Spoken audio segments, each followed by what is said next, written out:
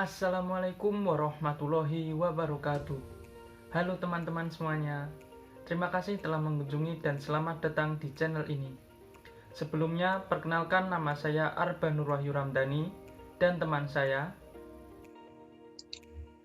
Perkenalkan, nama saya Ahmad Yani Puji Sayono, NIM nomor 20009.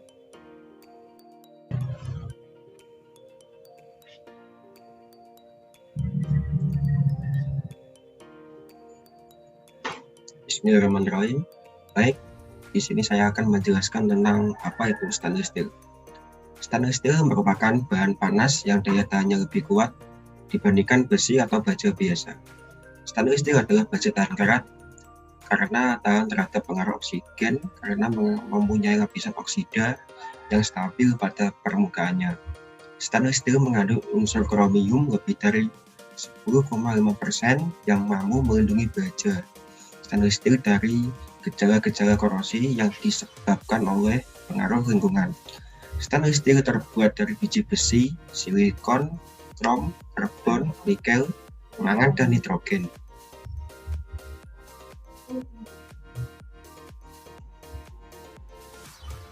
Sekarang apa saja karakteristik stainless steel? Yang pertama, tahan korosi. Semua baja tahan karat memiliki dua karakteristik yang sama. Mereka mengandung kromium dan memiliki ketahanan terhadap korosi. Yang kedua, kekerasan dan kekuatan tinggi. Bila dibandingkan dengan baja ringan, stainless steel cenderung memiliki kekuatan tarik tinggi. Dan yang terakhir yaitu yang ketiga, minim perawatan dan tahan lama. Stainless steel yang tahan karat akan lebih awet atau tahan lama dan tidak mudah rusak karena oksidasi.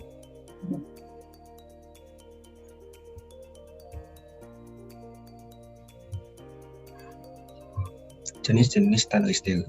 1. Stainless steel martensitic, yaitu memiliki kandungan krom sebanyak 12-14% dan karbon sebanyak 0,08-2%. Dan yang kedua, stainless steel ferritic.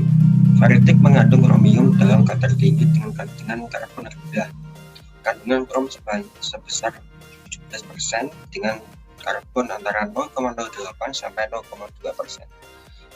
Dan yang ketiga, stainless steel authentic. Stainless steel dengan kandungan krom pada kisaran antara 17-25% dan nikel pada kisaran 8-20%. Di dalamnya juga terdapat unsur atau elemen tambahan untuk mencapai sifat yang diinginkan. Dan yang terakhir yaitu yang keempat, stainless steel duplex. Stainless duplex adalah jenis stainless steel yang mengandung unsur kromium, nikel, molybdenum, dan nitrogen pada kadar seimbang.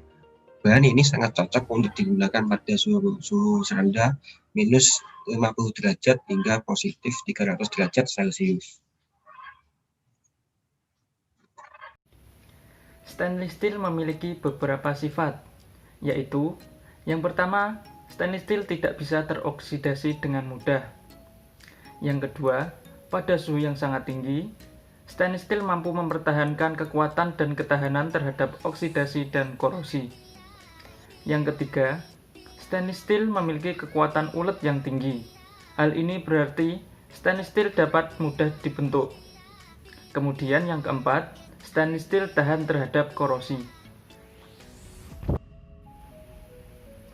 Kelebihan dari stainless steel adalah yang pertama, mudah dibersihkan. Hal ini karena stainless steel bersifat isolator, sehingga tidak mudah ditempeli oleh bahan lain. Yang kedua adalah sangat kuat. Karena stainless steel terbuat dari logam yang sangat kuat, sehingga tidak mengandung pori-pori. Yang ketiga adalah tahan lama dan tidak mudah rusak. Hal ini karena stainless steel mengandung bahan nikel dan kromium yang bisa melindungi bagian yang lain. Yang keempat adalah multifungsi. Karena stainless steel tidak menunjukkan reaksi ketika digunakan untuk tujuan yang berbeda. Selain kelebihannya, pasti juga ada kekurangannya. Kekurangan dari stainless steel adalah yang pertama yaitu timbul bintik-bintik putih. Hal ini bisa terjadi jika peralatan stainless steel terus-menerus terkena paparan garam. Yang kedua adalah berubah menghitam. Hal ini bisa terjadi jika stainless steel terkena suhu yang sangat tinggi, tetapi tetap bisa dihilangkan dengan perawatan yang tepat. Yang ketiga adalah harganya yang lumayan mahal. Karena banyaknya keunggulan, maka harga dari stainless steel agak lebih mahal dibandingkan bahan yang lain.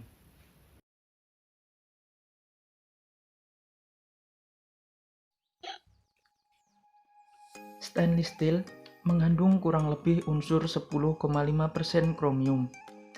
Kandungan ini yang membuat proses korosi atau proses pengkaratan tidak berlaku pada bahan logam yang satu ini. Kromium ini akan memberikan semacam perlindungan pada bahan baja ini, atau protective layer, yang merupakan hasil dari oksidasi oksigen terhadap zat krom yang terjadi secara spontan. Pertama-tama, bahan baku yang berupa besi, krom, silikon, nikel, karbon nitrogen, dan mangan akan dicairkan ke dalam tungku listrik. Lama proses peleburan bahan-bahan ini setidaknya 8 sampai dengan 12 jam dengan suhu panas yang konstan. Setelah itu, campuran yang sudah dileburkan akan dimasukkan atau dicetak ke dalam lempeng mekar atau dapat disebut juga dengan billet. Proses ini dilakukan sebelum mengambil bentuk semi padat. Setelah itu, besi baja ini kemudian dibuat ke dalam beberapa jenis seperti pipa baik tubing maupun hollow, lembaran atau plat, hot rolling, bar, as atau behel, plat strip, bentuk siku, dan yang lainnya. Pada kondisi seperti ini, stainless steel akan menggunakan anil untuk membuat logam ini dapat diatur dengan tekanan internal dan dapat melunak kemudian dapat diperkuat. Untuk membuat sebuah stainless steel, diperlukan pemantauan yang berkala agar proses pematangan atau pengerasan bahan logam ini baik. Proses pemanasan dan juga proses pendinginan harus diperhatikan dengan baik agar dapat menciptakan sebuah logam yang berkualitas dan tentunya sangat kuat. Sifat keras atau tidak logam tersebut terbentuk dari suhu yang dibuatnya. Seperti jika suhu pada proses pembuatan logam rendah, tentunya akan menghasilkan bahan yang kuat namun cenderung patah. Berbeda ketika menggunakan suhu yang tinggi, maka akan menghasilkan bahan dengan kualitas rendah namun cenderung kuat. Panas atau tidak suhu yang digunakan ketika akan membuat bahan logam ini akan membuat grade yang dihasilkan berbeda-beda. Descaling juga diperkenalkan dalam membuat stainless steel ini. Ini adalah proses produksi yang menggunakan waktu yang berbeda dan juga tergantung pada baja yang dihasilkan. Untuk membentuk bar dan juga kawat akan menggunakan tambahan yaitu rolling panas. Kemudian proses penempaan dan juga pengekstrusi. Setelah melalui panas tertentu, maka bahan lembaran dan juga kawat akan melalui proses anil. Proses cutting juga sangat penting dalam proses pembuatan logam ini, terutama untuk mendapatkan bentuk yang diinginkan. Kemudian, sampai pada proses pemotongan dengan menggunakan pisau yang disebut dengan guillotine dan juga bilah baja yang mempunyai kecepatan tinggi untuk blanking, dan juga memotong serangkaian lubang dengan cara bertumpuk. Stainless steel juga dapat dipotong dengan menggunakan metode pemotongan api. Ini adalah sebuah proses di mana pemotongan menggunakan api yang dihasilkan oleh oksigen, propana, dan bubuk besi. Jet pemotongan plasma akan menggunakan kolom gas yang telah terionisasi dan mencair. Setelah itu, logam akan dapat dipotong dengan baik. Setelah tahap ini, maka langkah terakhir yang akan dilakukan adalah proses pembuatan stainless steel. Untuk itu, penting untuk membuat permukaan logam menjadi halus dan juga reflektif. Pada tahap akhir ini, akan membuat logam tahan terhadap korosi dan membuat bahan jadi, dan siap untuk digunakan dalam berbagai macam sektor industri. pada tahap akhir ini dibuat melalui panas rolling yang cenderung menekan, setelah itu penempaan dan ekstrusi. Setelah itu akan masuk pada tahap pengelasan dan diubah menjadi bentuk yang diinginkan. Dalam proses ini, seluruh kegiatan akan dimonitor.